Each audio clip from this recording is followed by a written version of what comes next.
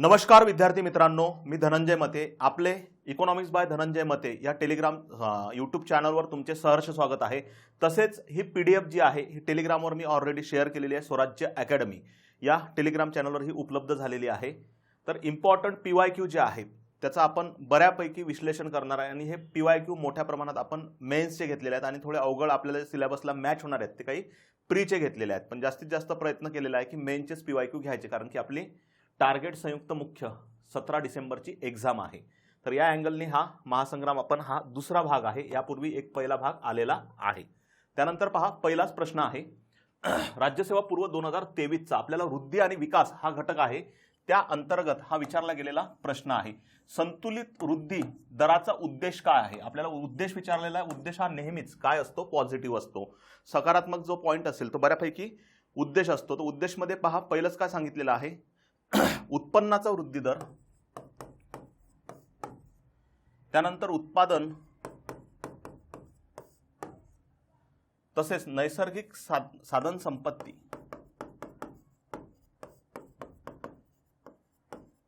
ज्याला आपण पर्यावरण किंवा एन्व्हायरमेंट म्हणू शकतो, यांच्यामध्ये काय असली पाहिजे? समानता असली पाहिजे. ओके, म्हणजे तिघांमध्येही काय झाली पाहिजे? एकाच वेळेस वाढ झालेली पाहिजे. नाहीतर आपण नैसर्गिक साधन संपत्तीचा मोठ्या प्रमाणात वापर करत असेल, त्याचा पर्यावरणीय घसारा होत असेल तर त्या ठिकाणी आपण संतुलित वृद्धी दर म्हणत नाही. पर्यावरणाचा ऱ्हास न करता झालेला वृद्धी दर. तर पहिलं ऑप्शन जे आहे. त्यानंतर दुसरं ऑप्शन बघा, उत्पन्नातील वृद्धी दर आणि लोकसंख्या वृद्धी दर. लोकसंख्येचा इथं थेट संबंध येत नाही. संतुलित वृद्धी दर म्हटलेला आहे, तिथं उत्पादन उत्पन्न हे शब्द आपल्याला अपेक्षित होते. त्यानंतर इथं नैसर्गिक साधन संपत्तीतील वृद्धी दर आणि उत्पन्नातील, परंतु इथं महत्त्वाचं आहे उत्पादन सुद्धा तेवढाच घटक महत्त्वाचा आहे. नेक्स्ट आहे नैसर्गिक साधन संपत्तीचा वृद्धी दर आणि लोकसंख्या, याचा संबंध येणार नाही. त्यामुळे ॲक्युरेट आन्सर आणि ॲक्युरसी मेंटेन करणारा ऑप्शन हे एकमेव पहिलंच आहे. त्यामुळे पर्याय क्रमांक किती येणार आहे? 1. आपल्याला जो घटक आहे वृद्धी आणि विकास त्या अंतर्गत हा प्रश्न आपण सेट केलेला आहे. नेक्स्ट आहे संतुलित वृद्धी सिद्धांतानुसार. हा सुद्धा वृद्धी आणि विकास याला अनुसरून हा प्रश्न आहे. संतुलित वृद्धी सिद्धांतानुसार मध्ये संतुलनाची गरज आहे. कशामध्ये संतुलनाची गरज आहे? उपभोग्य वस्तू आणि औद्योगिक वस्तू, भांडवली वस्तू आणि औद्योगिक वस्तू, कृषी क्षेत्र आणि औद्योगिक क्षेत्र, आणि तिसरं आहे अर्थव्यवस्थेतील सर्व क्षेत्र. तर अर्थव्यवस्थेतील सर्व क्षेत्रांमध्ये संतुलित वृद्धी असली पाहिजे किंवा संतुलन असलं पाहिजे. सर्व क्षेत्र म्हणजेच काय? तिन्ही क्षेत्र, शेती, उद्योग आणि सेवा. Balance growth. काय येणार आहे पर्याय? फक्त ड, पर्याय क्रमांक 3. नेक्स्ट आहे शुम्पीटर. ऑलरेडी शुम्पीटर हे आपण पहिल्या भागात सुद्धा पाहिलं. शुम्पीटर हा अतिशय महत्त्वाचा आहे. शुम्पीटरवर प्रश्न आढळतात. 2023ला आहे. राज्यसेवा मुख्य 2022ला सुद्धा हा प्रश्न विचारलेला आहे. तर हा प्रश्न बघा काय सांगितला आहे शुम्पीटरचा. शुम्पीटर हा थिंकर्स ऑलरेडी ज्या वन डे बॅच वगैरे आहेत किंवा बॅचेस घेतलेल्या आहेत त्या बॅचेसमध्ये सुद्धा हे आपण केलेलं आहे. त्या बाबतीत एक पॉईंट सांगेल की आज टेक्निकल एरर आलेला होता, त्यामुळे अर्धा एक तास बॅच बंद होती. त्यामुळे काही लोकांना थोडा त्रास झाला असेल, त्याबद्दल मी दिलगिरी व्यक्त करतो. परंतु आता ऑनलाईन आहे, त्यामध्ये टेक्निकल एरर मोठ्या मोठ्या व्हॉट्सअप त्यानंतर ट्विटर यासारख्या ठिकाणी सुद्धा येत असतात. ते तुम्ही समजून घ्याल हीच अपेक्षा मी करतो. शुम्पीटर पहा, शुम्पीटर यांच्या मते विकास म्हणजे स्थितिशील आणि स्थितीत खंडित आणि उत्स्फूर्त बदल आहे. हा पॉईंट ऑलरेडी नोट्समध्ये आपण कव्हर केला. विकास हा खंडित असू शकतो, बरोबर आहे. विकास हा कुठल्या देशामध्ये आढळतो? तर हा विकसनशील देशांमध्ये आढळतो. विकसनशील देशांमध्ये जर पैशाची उपलब्धता कमी झाली तर विकास ही प्रक्रिया काय होऊ शकते? थांबू शकते. तर वृद्धी ही क्रमशः ही कुठल्या देशांमध्ये आढळते? तर विकसित देशांमध्ये आढळते.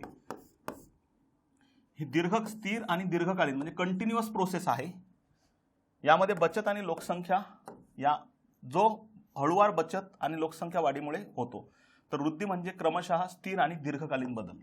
तर हे खंडित आहे स्टेटमेंट, बरोबर आहे, आणि हे स्थिर आणि दीर्घकालीन बदल आहे. दोन्ही स्टेटमेंट बरोबर आहे. योग्य विधान पाहिजे होतं अ आणि ब.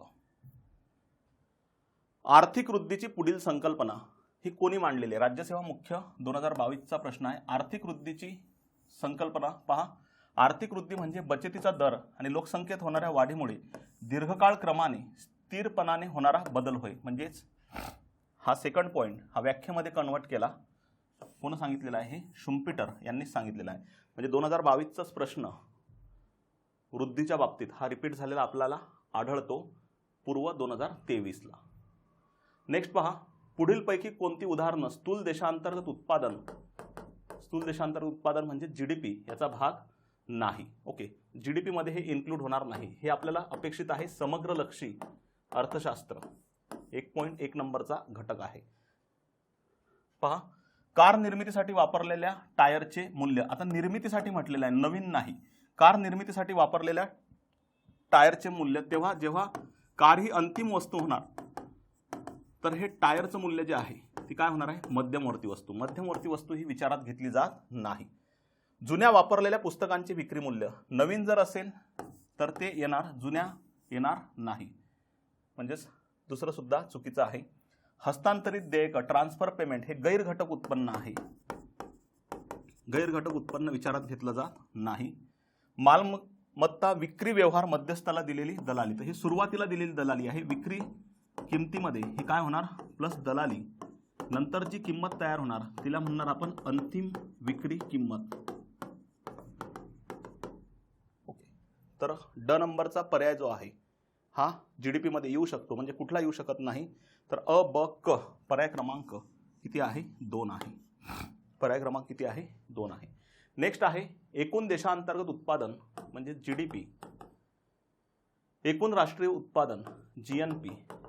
ओके, जीडीपी आणि जीएनपी यामधील फरक याबाबत हा प्रश्न विचारलेला आहे. जीडीपी आणि जीएनपी ह्या दोन्ही संकल्पना एकच आहेत. एक संकल्पना नाही. एक असती तर त्या वेगवेगळ्या कशाला दाखवलेल्या असत्या. जीडीपी म्हणजेच पूर्णपणे देशांतर्गत वस्तू अधिक सेवा यांचे घेतलेले उत्पादनाचे मूल्य. आणि जीएनपी म्हणजेच काय? जीडीपी प्लस निव्वळ विदेशी उत्पन्न.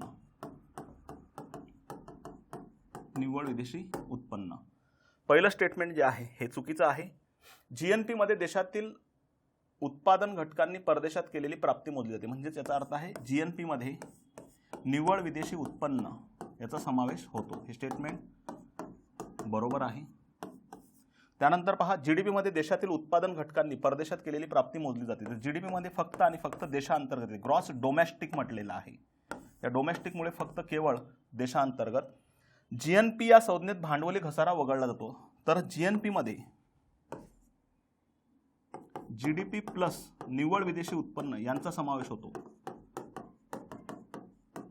आता जीडीपी येत आहे म्हणजेच या ठिकाणी घसारा देखील समाविष्ट होत आहे. त्यामुळे घसारा वगळला जात नाही. घसारा हा काय होतो? जीएनपी मध्ये ऍड होतो. तसे पण एक पॉइंट लक्षात ठेवा, ज्या संकल्पनांची सुरुवात ग्रॉस यापासून होते तिथं घसारा हा समाविष्ट असतो. आणि ज्या संकल्पनांची सुरुवात नेट यामध्ये होते तिथं घसारा हा काय होतो? मायनस. जीडीपी जीएनपी घसारा येतो, एनडीपी एनएनपी घसारा येत नाही, तिथं मायनस होतो. पर्याय क्रमांक किती येणार आहे? 2. नेक्स्ट, रंगराजन समिती हे आपल्याला अपेक्षित आहे. गरिबी, वृद्धी विकास अंतर्गत गरिबी हा आपल्याला घटक इम्पॉर्टन्स आहे.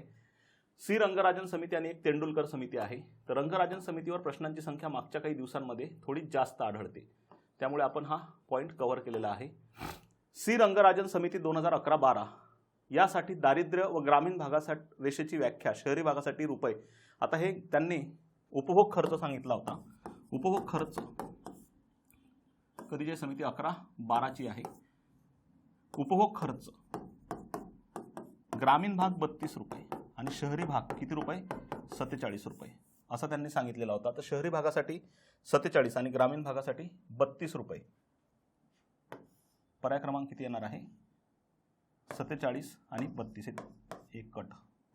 पर्याय क्रमांक किती येणार आहे? 4. भारतीय अर्थव्यवस्थेमध्ये छुपी बेरोजगारी. आता छुपी बेरोजगारी जी आहे यामध्ये शून्य सीमांत उत्पादकता आढळते आणि हे विशेष करून कुठल्या भागामध्ये आढळते? तर ग्रामीण भागामध्ये आढळते. एसओ मेन्स 2022चा प्रश्न. तर छुपी बेरोजगारी ही कोणत्या भागात मोठ्या प्रमाणावर आढळते? तर ग्रामीण भागात मोठ्या प्रमाणावर आढळते. पर्याय क्रमांक किती येणार आहे? 1.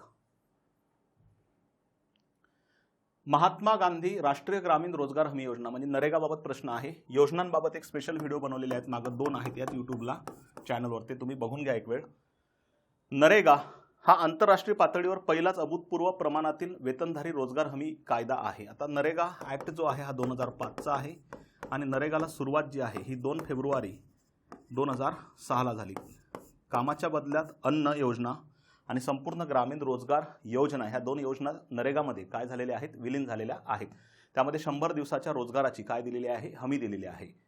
तर त्याचे मुख्य यश पुढील बाबीत आहे. रोजगाराच्या संधीत वाढ करणे, विशेष करून अकुशल संदर्भात ही योजना होती आणि ग्रामीण भागासाठीच होती. वेतन मिळकत वाढण्यास मदत, वेतन म्हणजेच काय, मजुरी या अंतर्गत मिळत होती. सर्वाधिक मजुरी देणार राज्य यामध्ये हरियाणा होतं. वित्तीय समावेशन, कारण की जे नरेगामधील ज्यांना मजुरी मिळणार आहे त्यांच्यासाठी जनधन अकाउंट असणे गरजेचं आहे, जे की जनधन अकाउंट 28 ऑगस्ट 2014 पासून जनधनची काय झालेली आहे, सुरुवात. महिला सक्षमीकरणास मदत करणे, कारण की महिलांसाठी स्पेशल त्यामध्ये आरक्षणाची तरतूद आहे. म्हणून वरीलपैकी सर्व बरोबर आहेत. पर्याय क्रमांक किती येणार आहे, 4. ही नीती आयोगाची कर्तव्य आहेत. National institution for transforming India, जे की आधी नियोजन आयोग होतं, 15 मार्च 1950ला याची काय केली होती, स्थापना. आणि या जागी NITI Aayog, national institution for transforming India 1 जानेवारी 2015 पासून हे कार्यरत आहे. नीती आयोग पहा, सहकार्य आणि स्पर्धात्मक संबंधांची निर्मिती, विशेष करून केंद्र आणि राज्य यांच्यामध्ये राष्ट्रीय कार्यक्रम पत्रिका राबवणे, म्हणजे व्हिजन डॉक्युमेंट तयार करणे, जे की विशेष करून 15 वर्षासंदर्भात बनवले होतं. पंचवार्षिक योजनांच्या जागी हे व्हिजन डॉक्युमेंट काम करणार आहे. विकेंद्रीकृत नियोजन म्हणजे शेवटच्या घटकापर्यंत नियोजन पोहोचविणे आणि तज्ज्ञांचे जाळे, याच्यामध्ये अर्थतज्ञ आणि जे की पॉलिसी मेकर आहेत ते सुद्धा यामध्ये समाविष्ट असतात. वरीलपैकी सर्व विधानं योग्य आहेत. पर्याय क्रमांक किती येणार, 4. राज्यसेवा मुख्य 2023. त्यानंतर पहा, खालीलपैकी कोणते प्रतिरूप म्हणजे मॉडेल, भांडवल हा आर्थिक वाढीतील महत्त्वाचा घटक आहे. तर हेरॉल्ड डोमर हे जे मॉडेल आहे पहिल्या पंचवार्षिक योजनेमध्ये वापरलेलं आहे. हे भांडवलावर आधारित मॉडेल होतं, पहिली पंचवार्षिक योजना. हेरॉल्ड डोमर पहिली पंचवार्षिक योजना मुख्य भर कशावर दिला होता, कृषी आणि मोठ्या प्रमाणात सिंचन सुविधांमध्ये काय झाली होती, वाढ. चलनवाढ जी आहे ही नियंत्रित झालेली होती. पुनरुत्थान योजना ही तिचं उपनाव होतं. हेक्चर आणि वोहोलिन हा व्यापारासंदर्भातील सिद्धांत आहे. हेक्चर आणि वोहोलिन या सिद्धांतावर टीका लिओन्टिफ यांनी केलेली होती. लिओन्टिफ यांनी विरोधाभासी निष्कर्ष काढलेला होता. तर पर्याय क्रमांक किती येणार आहे याचा, 2. त्यानंतर पहा, सागरमाला याबाबत हा प्रश्न आहे. सागरमाला विकास कंपनी मर्यादित हिची स्थापना सन 2014 मध्ये झाली. मुळात लक्षात ठेवा, जो बंदरांचा विकास करायचा आहे त्यासाठी ही सागरमाला योजना सुरू केलेली होती. तिची स्थापना जी आहे ही 2015ला केली आणि तिची कालावधी जो होता योजनेचा 2017 ते 2022 अंतर्गत होता. खालच्या साईडला सागरमाला केलेली आहे आणि वरच्या साईडला ही भारतमाला हा प्रकल्प होता. तर भारतमाला अंतर्गत महाराष्ट्रामध्ये संत तुकाराम महाराज आणि संत ज्ञानेश्वर महाराज पालखी मार्ग हे सुद्धा या अंतर्गत डेव्हलप करणं सुरू आहे. भारतमाला हा प्रकल्प सुद्धा याची सुरुवात पायाभूत सुविधांचा हा घटक आहे. 2015ला भारतमाला स्थापन केलेली आहे आणि त्याची सुद्धा कालावधी किती ठरवला होता, 2017 ते 2022 पर्यंत ठरवलेला होता. सागरमाला विकास कंपनी मर्यादित 2014 चुकीचा आहे.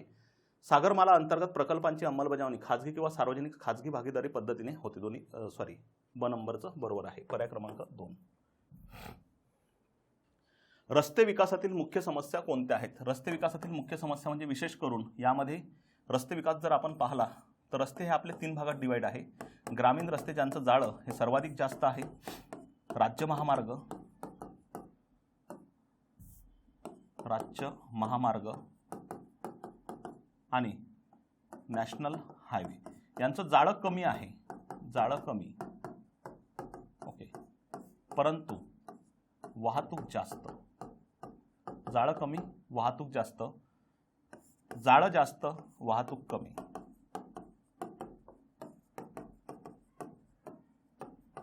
ओके, तर पहा, रस्ते विकासातील मुख्य समस्या कोणती आहे? समस्या म्हटलं तर निगेटिव्ह पॉईंट्स आले. विशेष करून हे ग्रामीण रस्त्यांच्या बाबतीत मला आता वाटतात, कारण की गडकरी साहेबांनी जर रस्त्यांचे जाळे जर पाहिले तर नॅशनल हायवे आणि एक्सप्रेसवे हे खतरनाक बनवलेले आहेत. तेवढा आपल्या भारतामध्ये आयापूर्वी कधीही बनलेलं आढळत नाही आणि समोर सुद्धा ते बनवण्याची गरज सुद्धा पडू देणार नाही, एवढे रस्ते ते निर्माण करत आहेत. रस्ते विकासाची मंदगती विशेष करून ग्रामीण रस्त्यांना हा पॉईंट लागतो, बरोबर आहे. निकृष्ट दर्जा, विषम विभाजन म्हणजे काही भागातच ते रस्ते निर्माण झाले मोठ्या प्रमाणात. उच्च वाहतूक खर्च, तर हे कड जे वरीलपैकी सर्वच आहे. आणि समस्या म्हटलं तर निगेटिव्ह असतात, त्यामुळे 4 पॉईंट बरोबर आहेत. नेक्स्ट आहे औद्योगिक धोरण 1956. एकूण उद्योग या घटकांतर्गत हा प्रश्न आहे. औद्योगिक धोरण आपले 3 आहेत. 1948चा आहे, 1956चा आहे आणि 1991चा आहे. 56चं औद्योगिक धोरण जे आहे समाजवादी समाज रचना यावर आधारलेलं होतं. त्यामध्ये मालकी हक्क हे मोठ्या प्रमाणात कोणाकडे गेलेले होते? सरकारकडे एकवटले, म्हणजे सार्वजनिक क्षेत्राकडे एकवटलेले होते. औद्योगिक वृद्धी दर गतिमान करणे, कारण की हे दुसऱ्या पंचवार्षिक योजनेमध्येच हे स्वीकारलेलं होतं. हे जाहीर जे आहे हे पंडित जवाहरलाल नेहरू यांनी केलेलं होतं. अवजड उद्योगांचा विकास करणे, बरोबर आहे. पोलाद प्रकल्प निर्माण केले त्या काळात. खाजगी क्षेत्राचा विकास करणे किंवा विस्तार करणे हे 91च्या औद्योगिक धोरणाचं वैशिष्ट्य आहे. याचं हा चुकीचं आहे, क नंबरचं. ओके. सार्वजनिक क्षेत्राचा विस्तार करणे हे बरोबर आहे. अबड हा पर्याय क्रमांक 4. नेक्स्ट आहे सेज कायदा 2005 स्पेशल इकॉनॉमिक झोन. सेज कायदा 2005 आहे. सेज धोरण हे 2000चं आहे.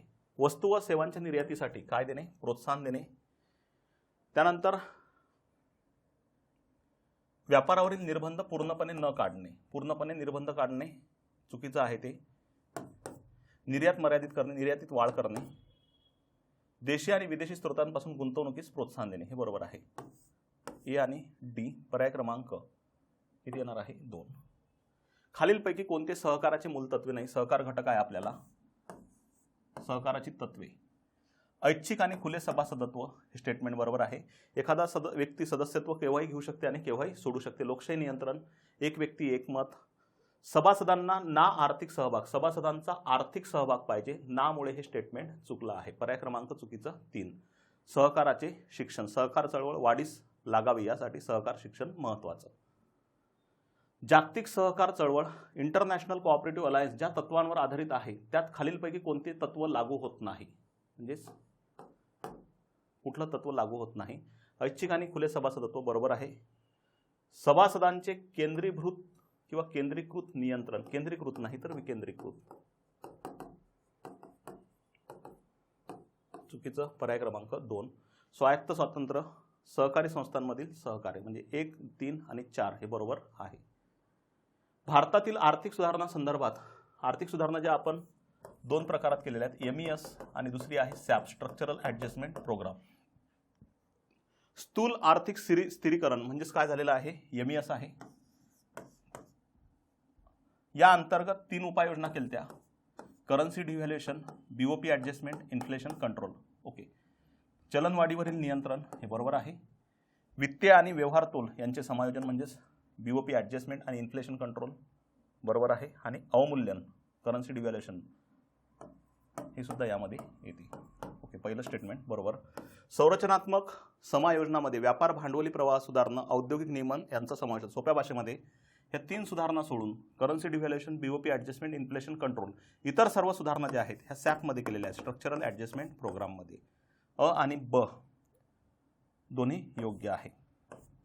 या प्रश्नाला रिपिटेशन्स हे थोडं जास्त आहे. हा प्रश्न चांगला लक्षात ठेवा. आर्थिक सुधारणा अंतर्गत 2020-21 मध्ये FDI संदर्भात खालील राज्यांची चढत्या क्रमाने मांडणी करा. FDI सर्वाधिक हा गुजरातमध्ये आला होता 2021ला. गुजरात नंतर सेकंड क्रमांकावर ऑलवेज महाराष्ट्र आहे.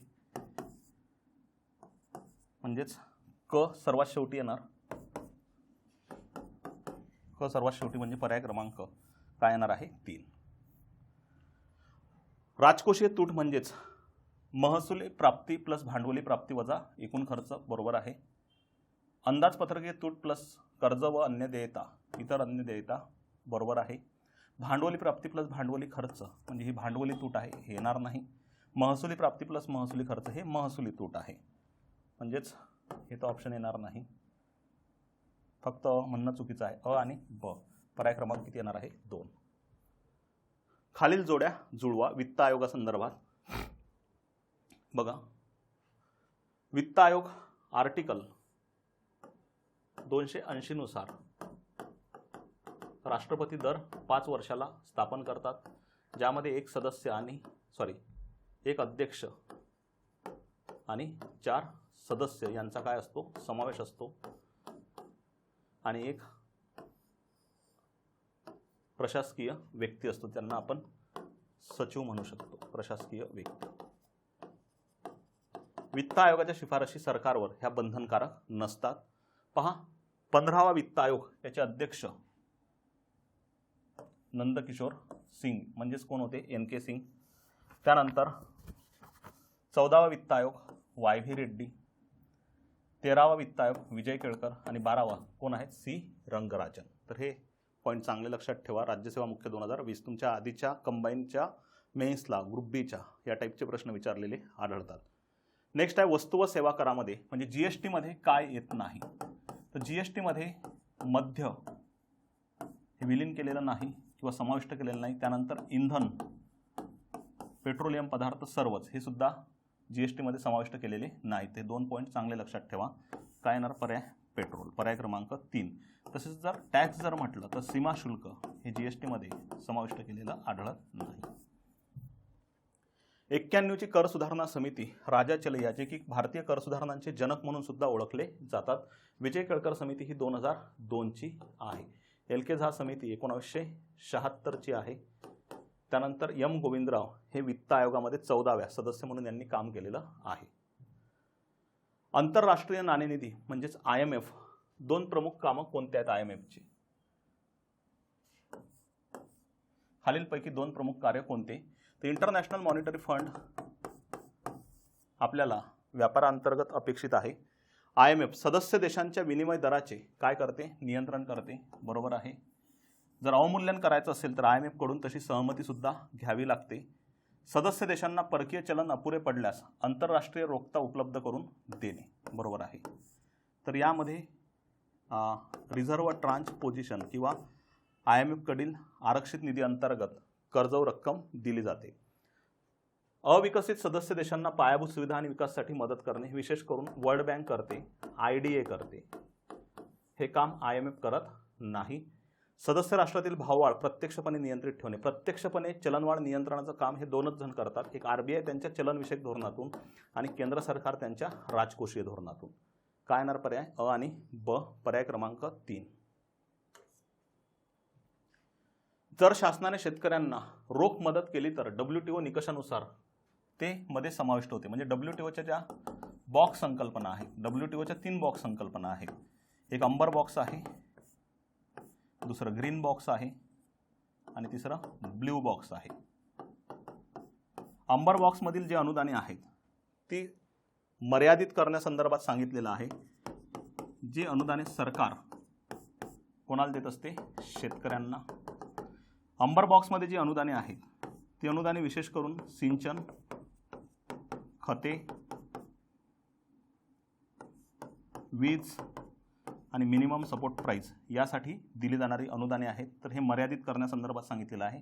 ब्ल्यू बॉक्स अंतर्गत डायरेक्ट सबसिडीज म्हणजेच कॅश किंवा व्याजमध्ये अनुदान देणे, व्याज सवलत देणे. तर हे कशामध्ये समाविष्ट होते? Blue box. प्रत्यक्ष रोख मदत जे कॅश सवलत असते त्याला आपण म्हणूया विशेष करून व्याज अनुदाने. किंवा सध्या रिसेंटली आपल्या देशामध्ये प्रधानमंत्री किसान सन्मान योजना ही सुरू आहे. त्याला सुद्धा आपण प्रत्यक्ष पेमेंट म्हणू शकतो. ती अनुदाने द्या म्हणते. तर ते ब्ल्यू बॉक्स अंतर्गत येतात. ग्रीन बॉक्स अंतर्गत ज्यामध्ये पायाभूत सुविधा असतील शेतीमधील, त्यानंतर अन्न सुरक्षा असेल, तर ह्या 2 सोडून अंबरच्या 4 आणि ब्ल्यू बॉक्समधली ही 1 सोडून बाकी सर्व अनुदाने हे कशामध्ये समाविष्ट होतात? ग्रीन. जर शासनाने शेतकऱ्यांना रोख मदत दिली तर WTOच्या ते निकषानुसार ते कशामध्ये समाविष्ट होते? निळी पेटी म्हणजे ब्ल्यू बॉक्स, पर्याय क्रमांक 1. श्वेतपेटी हा WTOच्या अनुदानांच्या बॉक्सचा प्रकार नाही. ग्रीन पेटी आहे. लाल पेटी ही संपूर्णपणे निर्बंधित आहे. जोड्या जुळवा ॲग्री अंतर्गत सुवर्ण क्रांती फलोत्पादन वाढवणे, त्यानंतर पिवळी क्रांती, पील क्रांती तेलबियांचे उत्पादन, नीळ क्रांती किंवा ब्ल्यू रिव्हॉल्युशन मासे उत्पादन, हरित क्रांती पिकांचे उत्पादन वाढविणे. तर ह्या जोड्या लावांच्या बद्दल अपेक्षित प्रश्न आहे. कोणत्या राज्याने भारतात प्रथम मिड डे मील स्कीम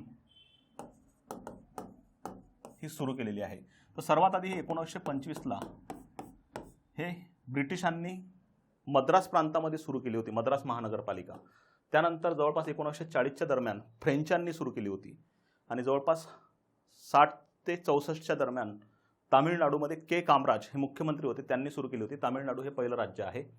त्यानंतर 90च्या दरम्यान महाराष्ट्रात सुरू झाली आणि 1995ला 8व्या पंचवार्षिक योजनेत मिड डे मील स्कीम संपूर्ण भारतात लागू केली. सध्या रिसेंटली ही PM पोषणमध्ये विलीन झालेली स्कीम आहे. रिझर्व्ह बँकेच्या आरबीआयची एक संख्यात्मक साधने आहेत आणि दुसरे गुणात्मक आहेत.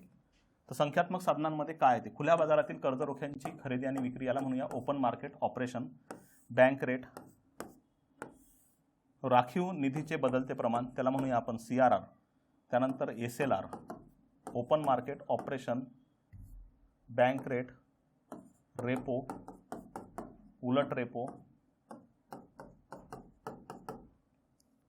MSF मार्जिनल स्टँडिंग फॅसिलिटी, या सर्वांचाच संख्यात्मक साधनांमध्ये समावेश होतो, वरीलपैकी सर्व.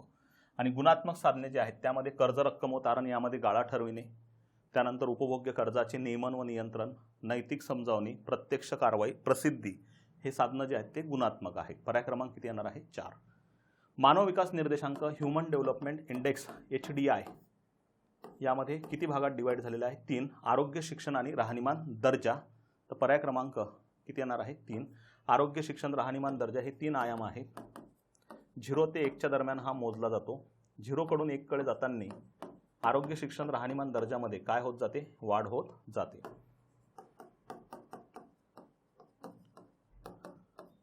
राहणीमान दर्जा जो आहे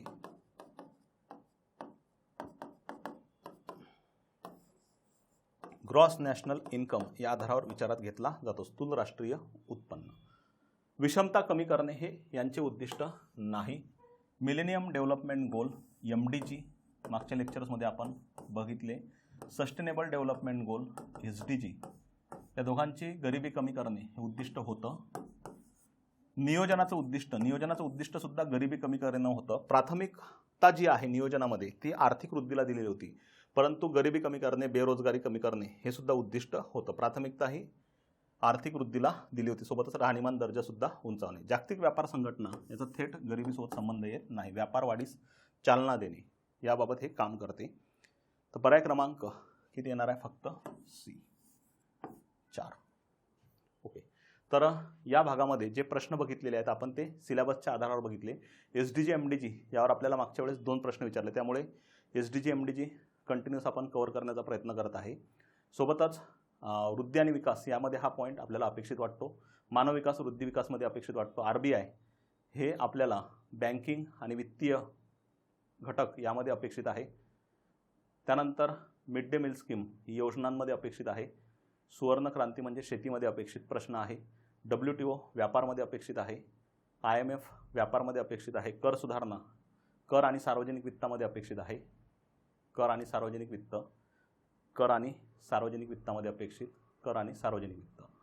त्यानंतर व्यापारमध्ये अपेक्षित, आर्थिक सुधारणामध्ये अपेक्षित आहे, सहकारमध्ये अपेक्षित, सहकार, व्यापार, उद्योगमध्ये अपेक्षित आहे. हे पायाभूत सुविधा, हा सुद्धा पायाभूत सुविधांचा घटक. त्यानंतर हा आर्थिक सुधारणा सोबतच नियोजन यामध्ये अपेक्षित आहे. नीती आयोग नियोजनासोबत कनेक्टेड. योजना रोजगाराबाबत, रोजगार, गरिबी, वृद्धी, विकास. म्हणजे आपण प्रत्येक ठिकाणी जे टॉपिक्स आपल्याला सिलेबसमध्ये कंटेंट दिलेला आहे त्या सर्वच ठिकाणी आपण टच करण्याचा 100% प्रयत्न करत आहे. यानंतर सुद्धा लवकरच 3रा विभाग उद्या अपलोड होणार आहे. बऱ्यापैकी एक्झामपर्यंत जेवढे माझ्याकडून करता येईल आणि मार्क्स वाढवण्यासाठी जेवढे प्रयत्न करता येईल तेवढं आपण करण्याचे 100% प्रयत्न करणार आहे. कोणतंही टेन्शन न घेता बिनधास्त पेपर सोडवा, चांगले मार्क्स येतील, कारण की सर्वच विद्यार्थी मित्रांचे तसे रिव्ह्यू मिळत आहेत. फक्त एक्झामचा जो काळ आहे यामध्ये तुम्ही 100% शांत राहा, रिलॅक्स राहा, कुठलंही टेन्शन घेऊ नका आणि झोप व्यवस्थित घ्या. त्यामुळे पेपरमध्ये सकारात्मक बदल 100% दिसतो. आपण एक्झामच्या काळात आपल्या अभ्यासाची इफिशियन्सी एवढी वाढवतो की आपली झोप व्यवस्थित होत नाही, त्याचा परिणाम शेवटच्या काही दिवसामध्ये होतो आणि एक्झामवर होऊ शकतो. त्यामुळे काहीही टेन्शन न घेता बिनधास्त परीक्षेला जा आणि डोक्यामध्ये नेहमीच ठेवा की माझं होऊ शकते, होऊ शकत नाही. हे जर तुम्ही डोक्यात ठेवलं तर बऱ्यापैकी निगेटिव्ह आस्पेक्ट तयार होतात. त्यामुळे खुश राहा, स्माइली फेस ठेवा आणि नेहमीच आपल्यासोबत जे आहे कनेक्टेड राहा. आणि यानंतरच्या 3ऱ्या भागामध्ये आपण नक्की भेटू लवकरच. या ठिकाणी थांबूया. Thank you so much.